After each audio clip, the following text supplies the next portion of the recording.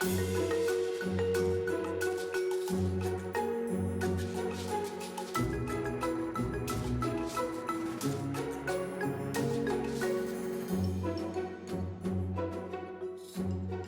to another episode of Problem Busters, the show where we talk about people who are solving things and we share their good ideas. And of course, I'm here with my co-host, Jonathan. How are you, my friend? I'm very good. Ollie, how are you? I not complain. We're almost at the end of lockdown for England, right? So we hope. Yep. And then it's open doors for Christmas. And then after Christmas, lock them away again. That's it. Strange times. Cool. So what are we going to talk about today, my friend? So today we have a esteemed guest on our hands. I was going to do the intro, wasn't I? Yes, you were. That's right. Did I just put you on the spot a little bit? Yes, you did. Yes, you did. Well, but I'll let you take it about away. Our guest. So we have Hakim Evans coming direct from NYC in the US of A. And Hakim is a youth activist and is part of the Alliance for Climate Education, or ACE. And welcome to the show, mate. Thanks for having me. I'm so happy to be here. It's a pleasure. Thank you for negotiating the time differences and minor technical difficulties. Yeah, for anyone listening, it's 5 hours. Don't gotta Google it. So before we kick off and start talking about the problem that you've been looking to solve and all that good stuff, tell us a little bit about you and perhaps maybe a little bit about how your background might intersect with Jonathan's in some way. Well, great you asked. So I'm originally from Jamaica, born and raised, and a lot of the climate crisis focuses on that island, but it's not something I paid attention to when I was younger. None of the issues that I really went through in the face of the climate crisis related to me until I moved to New York, and that's when I was 16. What was it like arriving in the Big Apple, coming from literally a tropical island? Well, it's not really the average coming to America experience. Even though we share a name, me and Prince Hakim didn't have much in common. So it was really heading into high school, not knowing what I want to do, looking for my passion, what I want to volunteer in, what issue I want to give myself to. And it was originally public health. And that's where I found the intersection to tobacco use and the environment, even though it was on a small scale. Then I furthered up my research with the Alliance for Climate Education. Then I got more experience as to how the climate crisis impacted public health, how it impacted me personally, how it impacted everyone in my community. And especially since I live in Far Rockaway, which is a small peninsula right outside on the tip of New York City. And it faced the brunt of Hurricane Sandy in 2012. And to this day, I have the markers in my house where the flood levels were. And it's significantly high. I don't actually, I'm ashamed to say, know very much about Hurricane Sandy at all. Do you, Jonathan? No, other than some of the coverage that was on the news, not very much was sort of highlighted in terms of how it affected real people. It's just kind of on the news. They do the trees and cars and the reporter in the rain with an umbrella getting blown about. Just for the bit of a shock value, but it doesn't really say what the long-term effects are.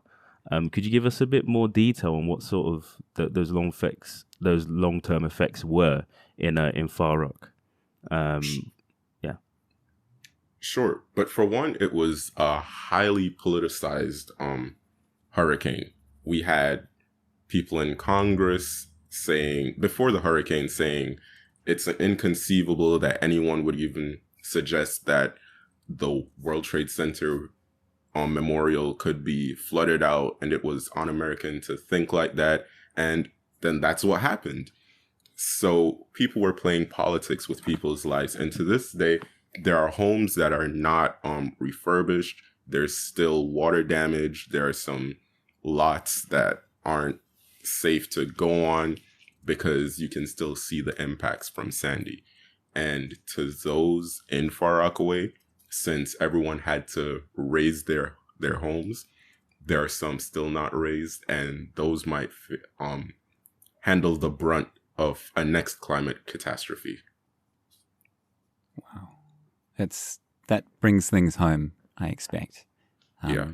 I mean, growing up in New Zealand, I'm used to the fact that we started off with what they called a burn time, which would be on the news each night.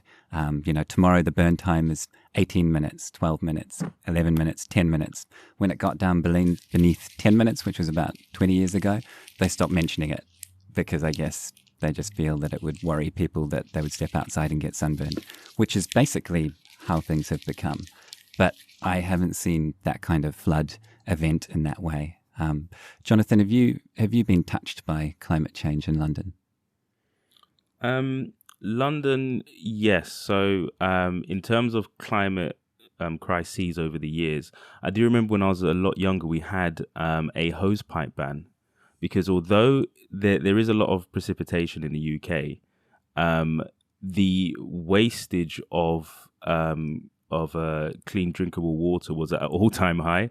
So the government, because there are a number of reservoirs underneath London, and those were actually not getting replenished as quickly as the water was being used. There was I guess not as much precipitation as well. So what was happening is the government actually put a ban on using hose pipes to wash cars and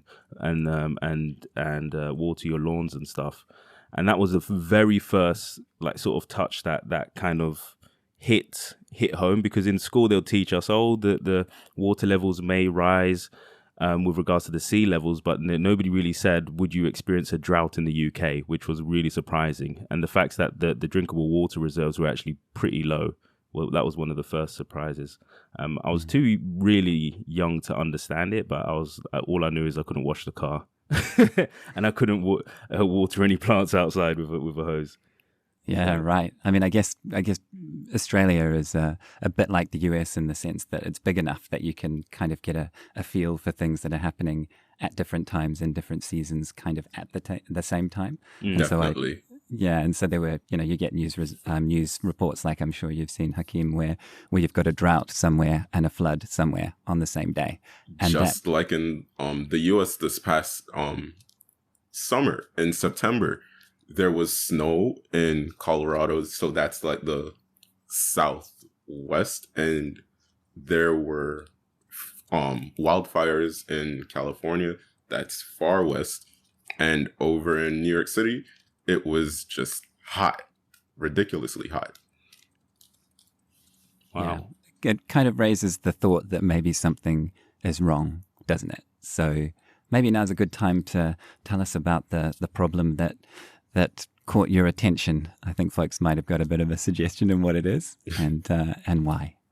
Yes, the problem is the climate crisis, but specifically how we can get involved. And this problem is not going anywhere. So to those ignoring it, those being ambivalent, it's a problem. We caused it. We know we caused it, and we have the options to develop solutions to rectify it. Yeah. And how did you get from public health to there? I mean, you've given us a bit of a feeling for looking at smoking and then the hurricane hitting the city. Bridge that gap for us. All right. So public health, originally what I was doing was tobacco control. But for broader public health, we realized that, especially in low-income communities who face the brunt of asthma and other respiratory diseases, those affect people, but it's the cause, which is cause for concern. The cause of these respiratory diseases is climate change in general, but specifically pollution, the rapid changes in the atmosphere, not just global warming meaning everything's getting hot. But the fact that we have hot days and we have cold days, and our hot days are going to be extremely hot and our cold days are going to be extremely cold. So it takes out the middle ground of our fluctuating weather patterns through our climate over time. So what we're seeing is more extreme events. So a normal day at the beach isn't going to be so normal under the sun. A cool snow day might end up being a blizzard. And these factors can have detrimental impacts on people's health. And in the US, public health, healthcare has been an issue that we've cared about for so long, and not much being done about it. And the root cause has been environmental changes, which affected people's health. So climate change has negatively impacted people's health. So rectifying climate change and the climate crisis can have a positive impact on people's health. Yeah, it's a link that I don't think many people draw, and I think they should, because climate change doesn't affect us equally, does it? And I often feel like when there's a climate event, that in many ways it kind of shines a light on inequality, you know? Yeah, definitely. And what we see in the US is that those marginalized communities, indigenous groups, people of color, they face the major brunt of the climate catastrophe since they live in the most impacted areas, such as dense cities, close to production plants, where carbon is emitted, where sea levels are rising, where the air quality is just not safe, where coal ash is being dumped on. We realize that it's not just a coincidence, but we have encountered the issue of climate racism, where the most affected people are those who don't have much power or money or influence to fight back. Yeah, because I think you do see that in places like, is it Flint, Michigan, with the water? Yep. That was really highlighted, that disparity. As far as being in New York as well, I see it's one of the major cities in the world, if not probably the most multicultural city in the world at the moment. Again, with this climate racism. So I just want to see how you can touch on that in the areas where there are a lot more and people of color residing. Is it a lot harder for you to try and push your message to how climate change is really affecting them and the effects that it could have on their own health? I don't think it's really difficult. All you have to do is just take the blinds off people's eyes and they're like, oh, this is happening. But the problem arises when they're like, how can I do something? How can I change my way of life? How can I change what I'm experiencing? And that's where civic engagement comes in. How do we not just get these people educated, but get them activated to take control of how they're living? Okay.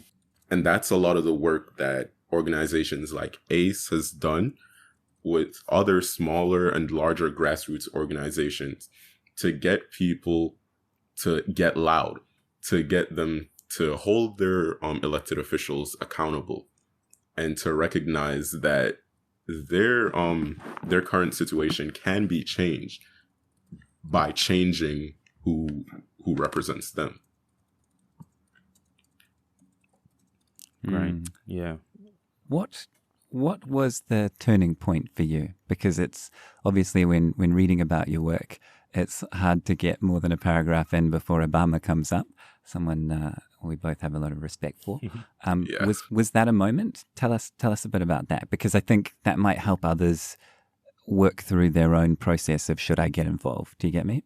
Well, I won't just say that Obama was the only person I looked up to for guidance on the climate crisis, when truly it was just my personal experience and because I'm a very go with the flow type of person, and when I was going through the issues of public health and the environment, and I'm realizing, whoa, this is damaging my flow. How do I rectify this? So getting educated was the point for me. That was the turning point for me, where I could decide, hey, this is a problem. It affects me. It affects those who I love and care about. Why can't I do something? What can I do? So that was really the point for me. Then after that came the inspirations from people like Obama, John Kerry, Leonardo DiCaprio. Now we have younger youth activists like Kevin Patel, Jamie Margolin, Greta Thunberg, who are doing all these important things that help us to reclaim our future.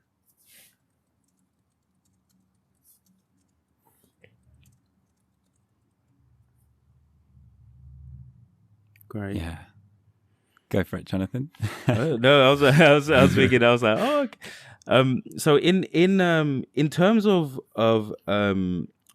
for lack of a, well, it's probably the appropriate word is it the sort of the youth activism in regards to the climate crisis?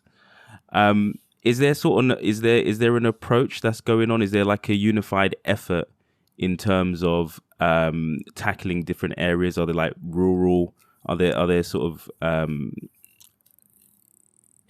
do you attack it in a sense that, okay, well, do we focus on cities first and then make our way to rural areas, or is it a case of just we're trying to educate as many people as possible in different places first? Is there a trend you're seeing where change is being impacted more efficiently in different areas of the country in America? Sorry. Well, I definitely think changes wide sweeping. Every organization, the grassroots organization, have their own target audience. But with the large network of youth that are taking action on climate, we're seeing a wide net being cast in rural areas, suburban areas, cities, indigenous lands. Everyone everywhere is taking some sort of notice on the issue of the climate crisis, and they're speaking out. We're seeing places getting mobilized, they're getting activated, they're taking back control. As we've seen in the current election cycle, we're seeing places have voting trends that are going to make graphs look completely different in the future. Yeah. Can you just summarize that for folks who aren't in the US? Because what we see, as you can imagine, in the international media is more personality than policy driven. I think it's fair to say, Jonathan. Yeah. Yeah. I agree to a degree, pun intended. But I think it's because we see on one hand we had Trump, who was very I say boisterous and you know was kind of make America great again and all of the stuff that he brought. And on the other side you have Biden, who I understand has a pretty thorough approach to climate change. Correct me if I'm wrong, Hakim. Yeah, well, you see, you have someone on the right who has a very populist approach that panders to those who don't accept the climate crisis as an imminent threat. Then you have the guy on the left, Biden. He's had a chippy record. May consider him a centrist, but left of center. But the important thing is that we have pressure groups, progressive pressure groups, ensuring that the incoming president-elect is gonna listen to those who voted for him, especially those who cared about the climate crisis. Is that a change from previous elections that you've observed? Could you clarify that for me? Yeah, sure. So what I was thinking is that I know that when Obama was elected, there was a real moment in sophistication and getting organized and the campaign. It felt like global campaigning had changed at that moment for me. And then I saw Trump come in, and then as we moved into this election, I feel like Biden was suddenly talking about things due to pressure groups who may not have had a voice in previous elections as much. Do you see what I mean? Compared to big industry lobby, for example. That's very true, because that's who whipped up a lot of the votes for him. With Biden's campaign, there was a lot of pressure from environmental groups, mainly because we have those in Congress that are very progressive, have very progressive ideals, and they come from places that Biden needed to ensure his victory. So they represent a bulk of these grassroots organizations, and what needs to be done by Biden and the Democratic Party as a whole for these areas who face the brunt of the climate crisis, like Michigan, or states Michigan, Wisconsin, Pennsylvania, and even Georgia, where they face adverse climate catastrophes impending in coming years. Yeah. So what's your feeling for the short term? I know a lot of activists and pressure groups in the UK have changed their approach as a result of what you might call a populist leader coming into power here. And I kind of imagine that the moment you are having might be, let's turn the page because we now have an opportunity to get some different work done. Is that what you're feeling and seeing within ACE? Well, we're still not sitting back easy, because not just because Biden won the election, even though some are trying to dispute it. That's not a reason to sit back, because the country hasn't really shifted left, because that depends on two important races that we have in the upper house of Congress. Those two Senate seats will decide who really controls the government, or if we have a divided government. So we're not out of the woods yet. We still might have to do some more pressuring, some more activism work. And so our election isn't over until we get those results after January 5th.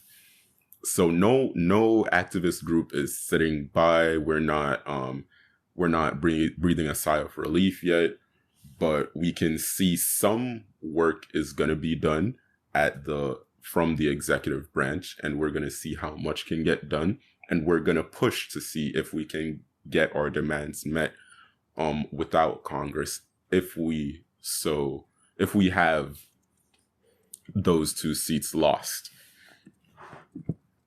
It's just amazing, isn't it, Jonathan, that an election could go for so long, especially after the primaries and the secondaries, and it almost feels like a continuous election cycle. Very much so. Yeah, I think it's one of the I guess the blessings or a curse of well, it's not really a curse, but the blessings of democracy, right? Where even when somebody has won, you can still dispute it, right? You can still say, "Hold on, let's check it again, just to confirm." Yeah, and he's checking again. He's checking again, yeah. And nobody expected anything else, right? Because Exactly. if populists are anything, they're predictable once they see the way things are leaning, right? Right. That's it. Yeah, that's it. In terms of the work that ACE is doing, I'm under the impression that it's well, again, with the climate crisis, it's a more of a long-term plan and a long-term gain. So, could you sort of speak on how you see the future working with ACE's work with reaching young people, and what benefits you see in the long term with educating a lot more young people at the rate that ACE is doing now? Yeah, definitely. So our long game for the climate justice movement as a whole is a just and equitable transition to renewable energy without disparaging anyone else. So we want to see young people get educated and activated, do what they will with that information to ensure a future where we are not dependent on dirty energy, where we're not dependent on elected officials who don't listen to what we have to say. And we make sure that all intersections of climate justice are realized, because there's no climate justice without racial justice or justice for women, justice for workers. It's an intersectional issue where we have to look at everyone who's being impacted and go to the youth in those groups, since youth are the future, and educate them to the point where we'll have a posterity that is just and equitable for everyone. Wow. Yeah. See, this is why I love the work that you're doing, because you're not just focusing on one thing. It's like you're looking at the causes as well. So the morality with regards to clean renewable energy spans through to society and the morality amongst each other as well. So I really support that. I like that. Yeah, me too. It just feels like we're not just focusing on one thing, because that after a while leads to that moment when people sort of say, yeah, but I live a normal life, right? Yeah. And we need to remember that, especially in activism, that some people have lives to live. They can't follow it to the T because we come from different backgrounds, different socioeconomic backgrounds. Everyone can't afford to drink hemp milk and just have a nice, merry day. I feel like Jonathan's looking at me and my oat milk habit. Barista only. Thanks very much. Your chai soy lattes. I love it. But it's a fair point, right? Because I think a really interesting debate in the climate justice debate is, whose fault is it? Is it the developing world or the developed world, or is there something in between? And I find both sides really interesting, right? Because Europe and to an extent North America might say, yeah, I mean, we've polluted a lot, but look how much we're cleaning it up. We're really ahead of the game. Look at you, China, India, Africa. You guys are just, look how much you're polluting. You need to clean up your act, or you can't trade in our block. But then the other side is, well, fair enough, but you guys have been polluting for hundreds of years, and we're just trying to get clean drinking water. The blame game is so consistent with major powers. Mm. It's so it's a comfortable approach for them. Developed countries are saying, "Oh, we're cleaning up." Large developed countries who are not so big on cleaning up, still using dirty energy, they're saying, "Oh, we're not as bad." Developing countries are blaming large powers, saying, "Oh, you did this and we're facing the brunt for it," but still allowing those countries to exploit their natural resources. It's a pointing game that's just convenient for everybody. And what we have to do is take a large approach with developed countries at the helm to cut their emissions by large amounts and to use funding from transitioning to a more profitable energy system to help out developing countries who are facing the brunt of the climate catastrophe and who are going to be facing the brunt of even worse catastrophes that we can expect in the future. So this has to be a coordinated attempt on a global level. Yeah. Have you seen any examples of that you could share?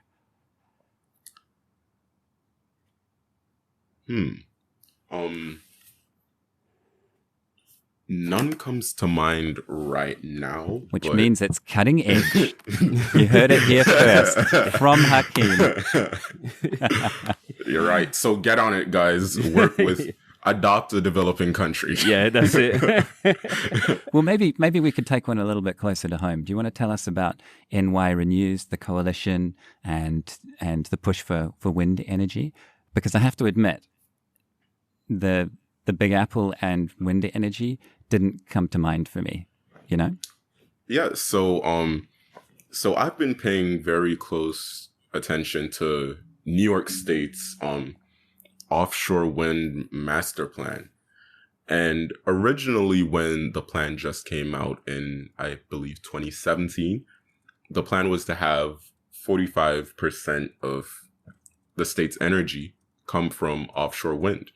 And I'm like, 45%? And at the hearings, you're hearing how much government red tape they would need that would take about 10 years to clear through. So I'm like, why don't you just do 100%? So synonymously, New York Renews, a coalition of grassroots organizations that care about the environment, was looking to pass the Climate and Community Protection Act. And we've been trying to do this for a while. It's included lobbying elected officials, unseating them at the state level, and eventually passing this bill that would ensure a just and equitable transition to renewable energy.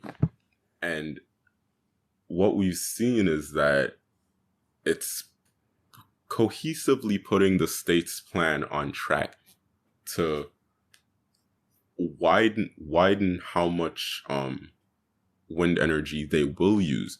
So this actually benefits more people by forcing the state to actively utilize more resources than doing it little by little. That was probably a point to pander to conservatives. So what we're seeing is the state taking action based on a successful grassroots effort to ensure that people have the option for clean energy. And especially in New York State, where we have New York City, the city that never sleeps, being powered by renewable energy. That's something to look forward to. And I think that's something the world would welcome. Yeah, absolutely. I mean, that makes my hands tingle. It's to see a major industrial powerhouse and commercial powerhouse and financial powerhouse like New York move forward really feels like it would pave the way for others, right, Jonathan? Definitely. Yeah. So let's take the other side of things. You were involved in the ratification of the Paris Climate Agreement, right? Or at least you were in the room and in the youth circle side of it, right? In the room. What was that like? I mean, you are probably one of two people I've ever met who have even been in the same room with someone like Obama. So what was that? What did that feel like? Did it feel like we are moving forward? All right. So quick, clear the air. Obama wasn't in the room. He sent John Kerry as his representative. He was probably still in the hotel. He probably just didn't want to see me. But it's all good, Obama. You got over it. Now that's big. Yeah, I'm over it. So in that moment, I was one of two young people in the room, like young. I was 17 at the time, 16 or 17 at the time. And that was when I realized, hey, there's not a lot of people that seem to be around my age group taking part in this and witnessing like a momentous occasion where we'd see the ratification of the Paris Agreement that would go into force in 3 months' time. It was a beautiful process where I saw almost all the world leaders taking action, making commitments, and the brunt of it was when the US pulled out. But focusing on the ratification of the Paris Agreement, that day I had a meeting with some, at the time, the Minister of the Environment for the UAE, which is very interesting because, oil Yeah. and stuff. But also desalination and solar and electric cities. Yeah. So we had a conversation with some of their international students from the UAE and the role that youth have to play. And it was clear that youth can be a successful pressure group. And that, I think, was a foreshadowing moment for the US pulling out of the Paris Agreement, because we saw the localities step up and youth activist groups and grassroots organizations step up. Yeah. And sorry, Jonathan, you go. Oh, no, I was saying it is quite interesting, actually, because when I was at university, about 10 years ago, a number of, I did civil engineering, which of course, is all about building structures and engineering in a lot of oil companies. So we had a lot of people from the UAE studying in my class. And their fathers used to work for these big oil companies, and they were tasked to pretty much learn about sustainable construction, which was quite interesting. So a lot of the learnings they did was all on sustainability, and I found that were quite interesting. That the foresight to have your young people trained up on on learning skills of which that you as a parent are not going to use anymore. Right, it's like a coal miner sending their child to do programming, if that makes sense. So, yeah, I was just thinking that the foresight is quite interesting, especially when you're producing a lot of oil. That to think, all right, the youth and the pressure groups and just having the foresight to say, okay, well, we actually need to make a start on change. So, yeah, that's very interesting, and that's one of our goals for having a just and equitable transition to renewable energy. Because remember, we have all these coal plants, we have all these dirty energy facilities. These can't be shut down overnight, and displacing their workers is a non-starter, because we want to make sure they have something to live for, they have something to do when the coal industry is no longer profitable to anyone. So that's why skills training, jobs training, a new generation of people who will take the helm of the renewable energy industry. And that may include the sons and daughters of coal workers and mine workers. Yeah, and that, I mean, that's fascinating to me as someone who's lived in two different British colonies, right, at one time. New Zealand and Australia's towns, I think we can say, outside of the commercial centres, are where primary industry was based, right? And I think a lot of parts of England have towns that have developed around rigs and mines and things like that too, right? Yeah. But I know the States definitely and Canada definitely, right? And so what happens to a group of people in a place like in Tasmania on the west coast, and I think it's called Zealand, and I turned up in my van and I'm driving around and I'm like, how are you all doing? What's happening? And I parked up in this car park, and these guys next to me said, do you mind if we have a bonfire near your van? Is that all right? It's about 20 meters away. And I was like, sure. And I was thinking, wow, this guy looks like he's on tough times, right? I'm just going to say yes to whatever, although he seems like a good guy. And the thing that got me worried was that this bonfire was doors and windows. And so I wandered over and I talked to them and I said, why are you burning doors and windows? Because you could say what you want in Australia, which is kind of nice.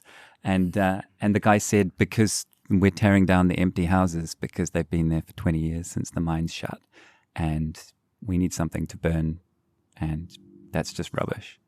And I realized that if we don't have something for people to do, then we can't shut down what they might be doing, right? It's not, they didn't necessarily get a job at the plant because they didn't care about the environment, right? They got a job because they needed a job. So what you say really rings true to me.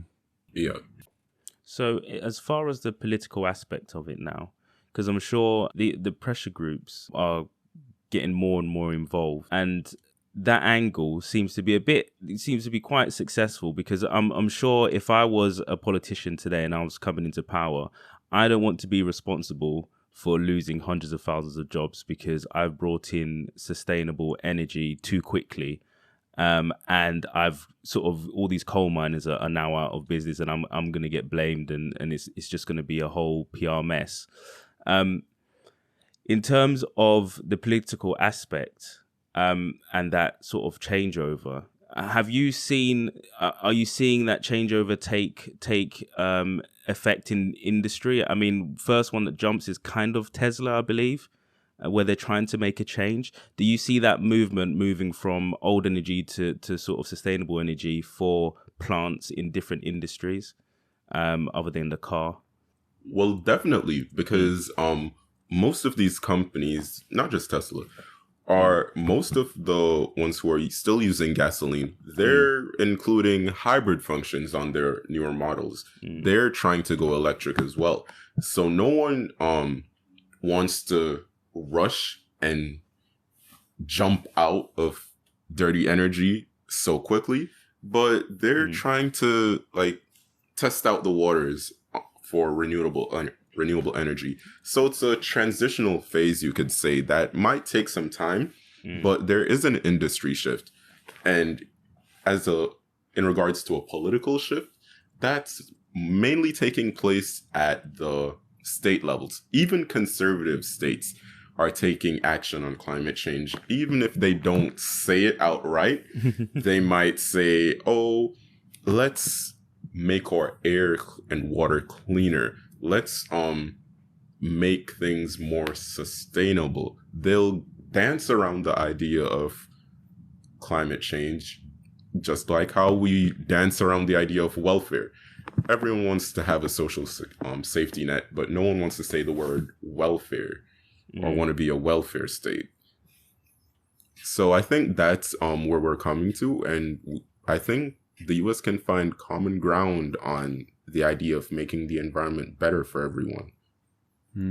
I find that really fascinating as well, that what we see on the tin, if you like, in terms of the national brand, is perhaps one message, and then on the ground, people are actually getting involved and just quietly getting it done. Yeah.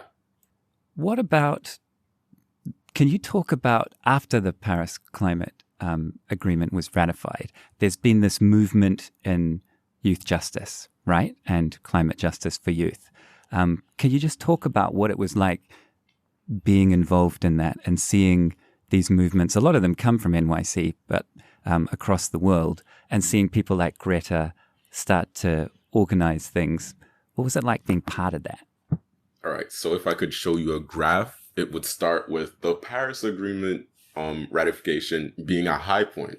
Then go to November, and it was still relatively high because that's when it went into force. And then November 9th, you all know it went downhill for everyone who cared about environmental justice, because that's when we got the results of the 2016 election. Then fast forward to March and April, we saw movements growing and budding. We saw organizations like This Is 0 Hour starting to bud. We saw Fridays for Future, Greta, starting to come in much later. We saw everyone listening, starting to care about this issue. So it was a long phase of a plethora of emotions that we just had to take in and experience.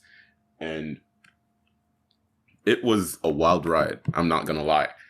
And there were some crazy moments, especially when I look back at the 2018 Global Climate Action Summit, where youth from all over were called in and brought in, and it was pretty much just for show.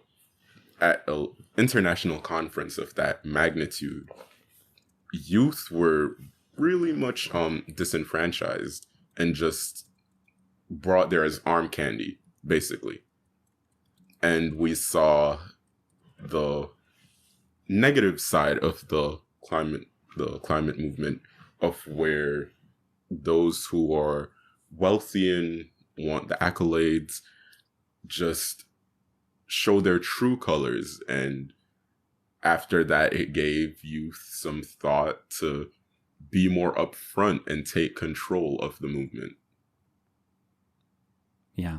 So do you feel like things started to move when people started to organize, and what's the phrase, civil disobedience started to be seen? Well, I wouldn't say there was much civil disobedience, but there was a wide array of civic engagement.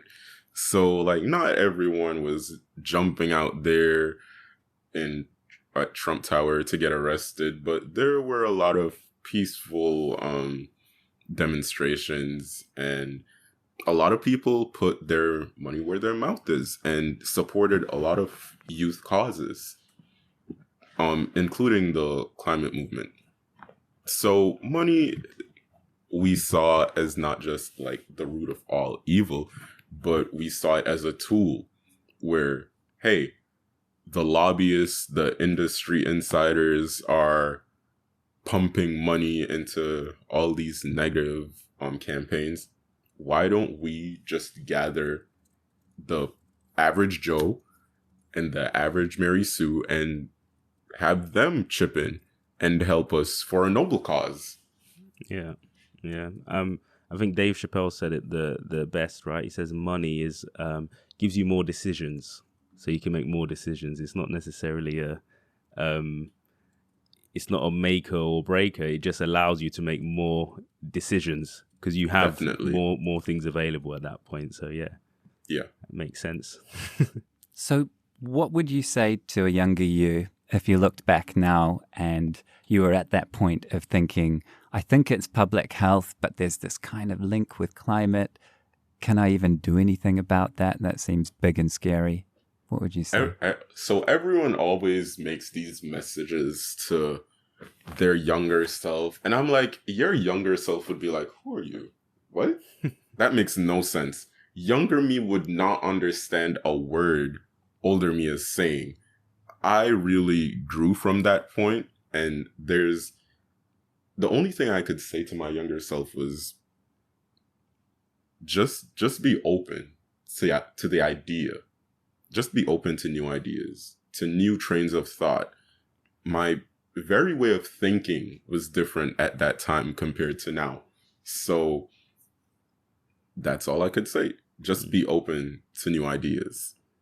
Yeah, I think that's really reasonable because, I didn't listen to anybody when they were older than me. When you said that you were thinking about these things at 17, I just think, wow, I was such a late bloomer in that sense. And I come from an environmental family, right, in terms of science. And at 17, I was thinking, I wonder if I'm going to make it to 21, right? Yeah. And listening to The Offspring and going surfing. And, if Hakim had turned up and said, we need to talk about the climate, I would have been like, dude, I wear sunscreen. I guess that's what the work that ACE does. I guess that ties into that because you essentially have younger selves talking to younger selves at that point, just kind of trying to relay the message over through young people to young people, because it's a completely different language. Even if you look at hip hop from the old school to now, it's just completely. It's not foreign, but it is a lot different. So also it's very different when your peers are doing it, because when I was doing the public health work, and there was one day I had my school do a town hall, and I was getting awarded by 2 local elected officials, and everyone was like, huh? Wait, we can do this? So no, it's a real thing, because at a young age, you're thinking, yeah, that's not for me. Maybe when I'm older, sure. But at this point in my life, wait, he's doing it.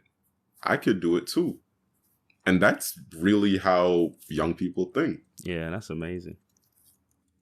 So what would you say to parents when they're sitting at home and their kids ask the normal questions about why have we wrecked the world, what would you say to them? Well, kids nowadays are asking their parents, hey, we're in an existential crisis. What do you think we should do about it? And parents are like, huh?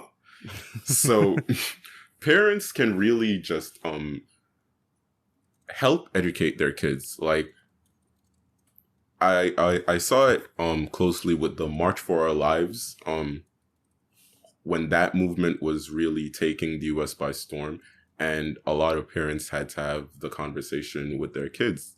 So when their kids were like, hey, I'm gonna march, a lot of parents had to be like, hey, why do you want to march? Why is it important to you? And especially parents of color, they ensured that their kids pass the test. Like, hey, you gotta know what you're marching for, what you're standing for, and why do you even want to do it? If you can't give me a good answer, you're staying home.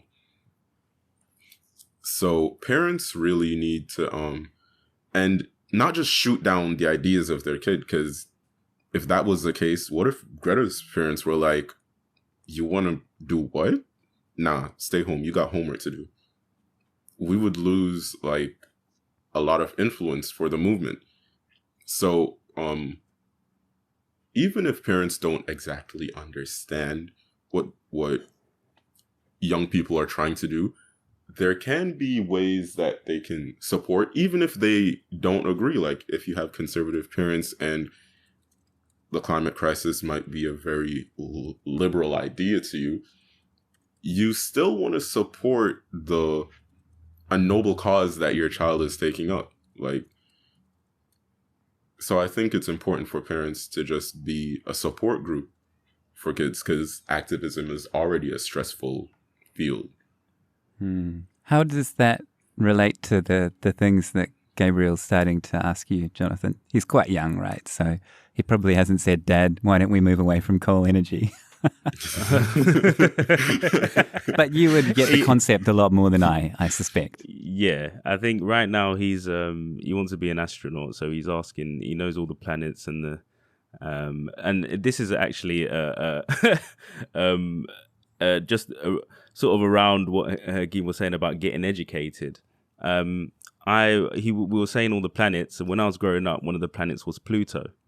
And it's no longer a planet, or it's what I think they call them a dwarf planet now. Yeah. And he was saying, he goes, but Daddy, that's not a planet. It's a dwarf planet. And he started saying Haumea and Makemake and all the other ones. And I was like, oh. So knowing me, straight onto the old YouTube and into the Wikipedia, had to learn all these other planets. And so, it's really have to get educated and stay one step ahead, because the world is changing so fast. And when young people look towards an elder person, whether it be their parent or a family friend or grandparent or uncle or auntie, it's usually for... you're usually their first reference of what's real in the real world, what's going on out there. So if you can learn as much as you can and relay the information and support and understand, I think that makes for an easier transition and an easier, because you can help mold their mind into a more moral person based on the input you give them at that age. So. He hasn't asked me about the coal yet, but I'm just waiting for that nuclear energy. I'm waiting for that coal and waiting for the oil. And to a degree, I think people like Hakim and Ace really, for the parents that have no way of getting that message. So if I'm working in the factory all day and I don't really have the answers, or I don't have time, it really does help to at least try and push your child towards these organizations who can actually provide a lot of the answers if you can't. Yeah, what from your experience, Hakim, how would you suggest that people can get their children involved in a healthy way in learning and in the debate? Yeah, so I think parents don't really want their kids going to like Greenpeace's website, but they would really like some important tools. So I think that's why there's some safe organizations to get your child educated, like ACE, which has a feature called Or Climate or Future, which is an animated short that basically gives you a breakdown of climate science, which when I just started ACE, I was getting a look at not this, but an in-person experience with climate science and getting knowledgeable on it. So I think even going to NASA's website to find some information on climate science, even though with this administration, the term science and a lot of things related to climate were removed, but most of the facts still remained on government websites. So you can't hide all the science. Mm. And with this incoming administration, that's definitely going to be one of the things to look forward to. So science will return to the helm of science, and we won't just be winging it. So parents with kids can definitely turn to, well, I can't say like scholarly journals and articles, but definitely might be a bit of a marketing tool. But head over to ACE's website and get some of that information. Yeah. Cool. We'll put that in the show notes for sure. And I particularly like Our Climate, Our Future. I think that's a good one. So that'll be in there too. Tell us, what are some of the things that you're looking forward to in terms of the movement, in terms of the US and what's happening there, and more broadly in terms of the way the world is changing? I'm looking forward to like who will actually develop an entire country, a large country that has the capability to run on 100% renewable energy, have zero waste, ensure a sustainable ecosystem is developed, and ensuring posterity for younger generations. I want to see who can do that. And developing countries, I want to see which of them, and I hope all of them, enter a place where they can be sustainable and improve the quality of life, especially in sub-Saharan Africa. I'm looking there to the future. And what an amazing place for innovation as a group of countries, right? I haven't had the pleasure yet, but I've certainly spoke to some folks who have, and you know, the amazing, the inventiveness that comes from necessity, right? Yeah. Wait, were you asking me a No. I was question? I was thinking about fish simmer leather. on the point. Yeah, I think sub-Saharan Africa is one of the unique places in the world where they're developing at such a rate that you're in a sort of a fork in the road, that if you do take the sustainability route, you can still build out a lot of sustainable infrastructure for future generations. Whilst if you don't, and you go the standard route that I guess a lot of Western countries did over the past hundreds of years, you will sort of lock your way into that path as well. So it's quite an interesting place. Really, really interesting. A lot of development happening there, a lot of resources, because it's all on your doorstep as well. So, yeah, Totally. really interesting. So let's, now I'm conscious of your time, Hakim, and thanks for being so generous with it. Is there anything that you would like to promote beyond ACE in terms of books or films or organizations that you think deserve looking into? Well, maybe I should start with the I Am Greta documentary that I should take a look into. I want to get a look into that. I also want to talk about a film that inspired me, even because since I was born in 98. Oh, you're so young, it's amazing. I didn't know the impact that Al Gore's An Inconvenient Truth had on like the general populace. So that's why when I watched an inconvenient sequel, I'm like, oh, this was interesting, because to anyone who didn't have knowledge of the climate crisis, but to someone who does, I still didn't realize the magnitude and the scale of how much it was a problem. But I think Greta's documentary, which I haven't watched yet, should highlight some of the youth voices that are integral to the climate justice movement. So that's what I'm pushing to watch. Also a book by my good friend Jamie Margolin, the director and founder of This Is 0 Hour. She has a book out, Youth to Power. I'll try to get to reading that as well. Awesome. Yeah, and I think that's it for books and films that I should get on. Awesome. Thank you. Jonathan, do you have anything else on the tip of your tongue? Or should we thank Hakim for his time? Oh, also, I want What? There's more. There we go. Yep, there's more. I want to make sure like everyone knows whatever background, age, ability, you have a part to play in the environmental justice movement, whether it be marching. If you can't march, you can fund organizations. If you can't fund organizations, you can support them on social media. If you don't have social media, have your kids show you, or your neighbor's kid. Get educated, get activated, and help someone.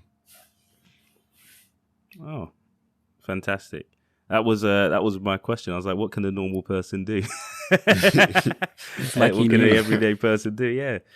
So, again, thank you very much, Hakim. We appreciate offering your time and your experiences. Thanks for having me. Yeah, I mean, thank you. That's it's been inspiring, and yeah, I just feel grateful to be able to share the story of what you've experienced in the States with people all over the world. So thank you. And folks, thanks for listening. Don't forget to subscribe and follow Jonathan all over social media because he's famous. just wanted to hear your nervous laugh. It's been a pleasure, folks. And Hakim, I hope that you are a sign of Congress people to come. Oh, maybe. Cheers. Cheers. Bye. Bye, everyone.